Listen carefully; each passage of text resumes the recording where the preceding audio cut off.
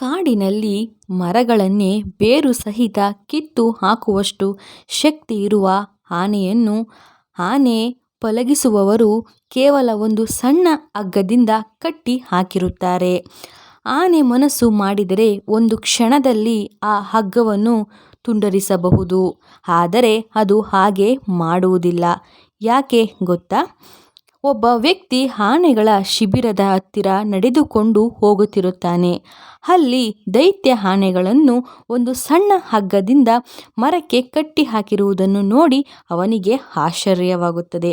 ಅವನು ಆನೆ ಪಳಗಿಸುವವನ ಅಂದರೆ ಮಾವುತನ ಬಳಿ ಹೋಗಿ ಕೇಳುತ್ತಾನೆ, ಇಷ್ಟು ದೊಡ್ಡ ಆನೆಗಳು ಈ ಸಣ್ಣ ಹಗ್ಗವನ್ನು ಕಿತ್ತುಕೊಂಡು ಯಾಕೆ ಓಡಿ ಹೋಗುವುದಿಲ್ಲ?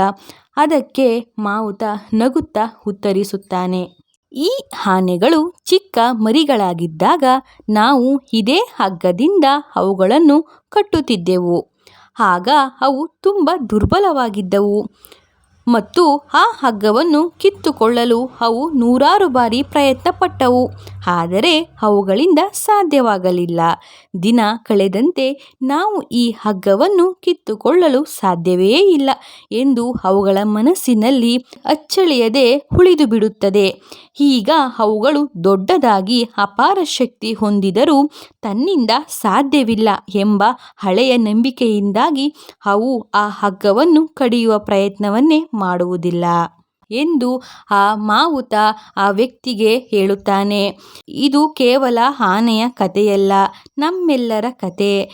ನಮ್ಮ ಜೀವನದಲ್ಲಿ ಯಾವುದೋ ಒಂದು ಕೆಲಸದಲ್ಲಿ ಹಿಂದೆ ಸೋತಿರುತ್ತೇವೆ ಅಥವಾ ಯಾರೋ ನಮಗೆ ಇದು ನಿನ್ನಿಂದ ಸಾಧ್ಯವಿಲ್ಲ ಎಂದು ಹೇಳಿರುತ್ತಾರೆ.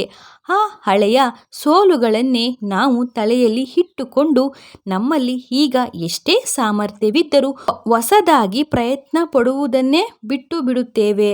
ನಮ್ಮ ಕಾಲಿಗೂ ಕೂಡ ಆ ಹಳೆಯ ನಂಬಿಕೆಗಳೆಂಬ ಕಾಣದ ಹಗ್ಗವನ್ನು ನಾವೇ ಕಟ್ಟಿಕೊಂಡಿದ್ದೇವೆ.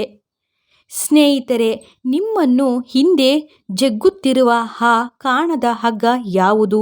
ಅದು ನಿಮ್ಮ ಭಯವೇ, ಹಳೆಯ ಸೋಲೆ ಅಥವಾ ಬೇರೆಯವರ ಮಾತುಗಳೇ? ಆ ಹಗ್ಗವನ್ನು ಕತ್ತರಿಸಿ ಮುನ್ನುಗ್ಗಿ, ಏಕೆಂದರೆ ನಿಮ್ಮ ಶಕ್ತಿ ಆ ಹಗ್ಗಕ್ಕಿಂತ 1000 ಪಾಲು ದೊಡ್ಡದು. ಈ ಕತೆ ಇಷ್ಟವಾದರೆ ಒಂದು ಲೈಕ್ ಮಾಡಿ.